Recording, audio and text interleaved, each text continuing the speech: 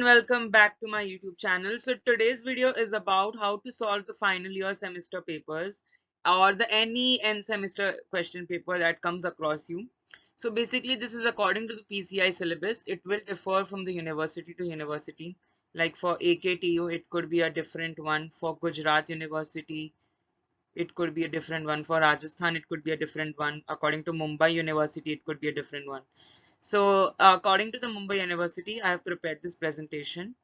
It will encompass the papers for unit test as well as the end semesters, as well as the semester exams that are conducted on a university level. Like for Sem 7 and Sem 8, it is at a university level.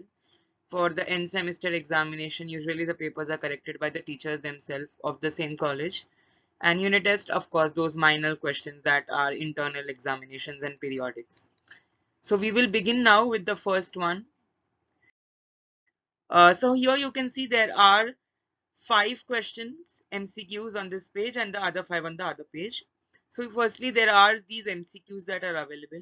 Always, I would suggest that opt for answers. Leave one page for MCQs. At the end, you can solve them, because once you do not get any MCQ ka answer, you get a little paranoid. You start thinking about it, and the entire paper you think about the same thing. So it's better that if you're confident about the answers, you write about them. But yes, if you want to save time, or if you're comfortable going properly line wise, so you can go. Like here you can see there are a number of multiple choice questions. You can refer to. Once you are done with your MCQs, again you need to start with the question and answers. So here you can see you get an option of writing any one out of two, and each question carries 10 marks. So your question number 2 is around 10 marks. And basically you get almost an hour to complete the entire paper. So see to it that you complete the MCQs within 5 to 7 minutes. Do not invest much of time on it. Instead, save that time, and at the end, if you recollect whatever is the answer, you can just insert that answer in the blank space. And then if you are, whenever you're writing the answer, see to it that you write it in a very neat and tidy way, leaving a proper spacing with legible handwriting. Of course, that is very essential.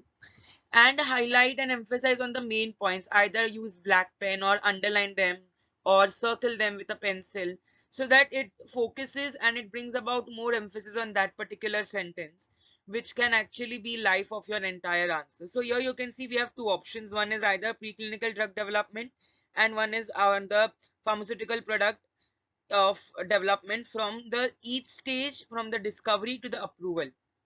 So here you can see both answers are long ones, but whichever answer you are comfortable with. It's not necessary that if the answer is short, you won't get 10 marks. If it was short, it would have not been put in the 10-mark question itself.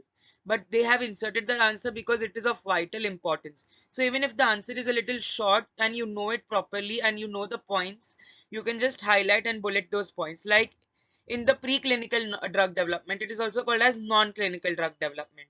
So there are basically two categories inside it. One is pharmacological, one is toxicological. In toxicological, you have special toxicity studies and normal toxicity studies. Normal toxicity basically include your acute, subacute, subchronic, while your special toxicity includes carcinogenicity, mutagenicity, genotoxicity, teratogenicity, etc. In pharmacological, you have PK and PD, that is pharmacokinetics and pharmacodynamics. Again, in PK, you have absorption, distribution, metabolism, excretion, ADME. In pharmacodynamics, again, you have primary pharmacodynamics, where the receptor and mechanism of action is important, and secondary pharmacodynamics, where your core battery studies, your follow-up supplemental studies, or your entire enzyme channels and all, they are included. So here you can just give a flow chart of the same, and then explain each and every step, each and every proper drug development series. So that would be suffice. And the last one is for, so the total paper carries around 30 marks, out of which 10 are your MCQs, and 10 mark ka there's one question, and two 5 marks ki, questions you have to attempt out of 3. So you can see there are 3 questions. You have to attempt any 2. And why is it important to attempt 2 questions? Because you have to first write the answer which you are extremely confident about, because once your impression is proper, then at the answers that are behind, it is not given much of importance. So see to it that the answers that you're writing in the beginning are very accurate and they are up to the mark. They are not like just for the sake of writing. The next up we have is the questions for the semester paper. So semester paper basically includes your 20 MCQs. Here you can see 1, 2, 3, up to 6. Here you can see up to 13. Here you can see up to 14 to 20. So these 20 MCQs are extremely essential because writing these MCQs can help you cope up well. And if you're not sure about any MCQs, leave the space blank, but do not write the wrong answer and then cut it again and then write the right answer. And do not doubt yourself. If you're confident about for a particular answer, go for it. No need to rethink about it, because mostly oftenly when your gut says something, it would be right. If you cut it again and then if it comes to be wrong, then it will affect on your next paper. Like you will think about that same thing and the entire day, and you cannot study for the next paper as well. So it's better you do not cancel anything, be confident. The next up we have is the questions that are available. So here you have to attempt any one question out of the three, and you get around 12 marks. So here 6 marks ka there were questions. Enlist the participants of ICH and write about the photostability studying, which is according to the quality guidelines of ICH, Q4 guidelines. So Q1, Q2, Q3, there are many guidelines of ICH. So basically you have to study about these guidelines also in detail, and you have to there are two sub points. So just don't see one part of the answer and attempt it. See, read both the questions. If you are aware about the quality control test for glass and you're aware about the ICH and photostability, then go for it. But if you're not aware about SOP, you're only aware about this answer very less, then what's the use? Because you're just getting 6 marks for that. Even if you write 12-mark answer in this one question, you're not going to get 12. So it's better that you go for that answer in which you know at least more than half of both the subparts. It's not that एक ही subpart आना चाहिए. At least you should know both the parts of that same answer. In the next question, that is question number 3, you have again a different questions like 3, 4, 5, 6, 7, out of which you have to attempt any 4. So I've tick marked the 4 which I had attempted at my time. Of course, you can, it depends upon you which questions you want to opt for. Validation ke types, there are so many different types of validation: prospective, concurrent, retrospective, revalidation. But I was not sure about them, so I left that answer. And I only wrote the answers in the order of confidence. Like I knew the third one much more better, so I wrote the first answer as third one. Then I wrote the fifth one. Then I wrote the fourth one. It's not necessary that you have to go in sequence, but yes, if you go in sequence, it makes a little good impression. But if you're confident enough that, I know this better, this better, this better, then go in that sequence, not a problem.